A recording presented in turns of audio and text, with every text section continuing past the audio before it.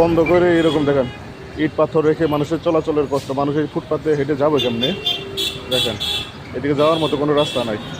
বিল্ডিংয়ে হয়তো কনস্ট্রাকশনের কাজ করার জন্য এই যে ফুটপাত বন্ধ করে ফুটপাতের উপরে কষ্টি পাথর এবং এই যে বালু রেখে দিছে, হয়তো রাতে মনে রেখে দিছে। এগুলো না সরাইলে মানুষ চলাচলের কষ্ট।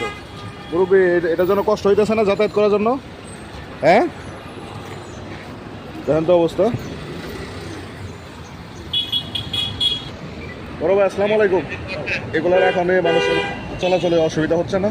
কত এটা মানুষের কোনো বললেন নৈতিকতা বা কোনো দায়িত্ব হইলো ফুটপাথ বন্ধ করে বলেন?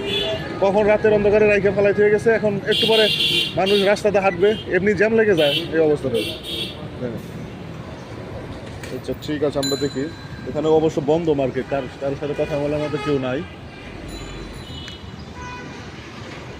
আসেন স্যার, ওনারা আসলেও হয়তো কথা বলা যাবে।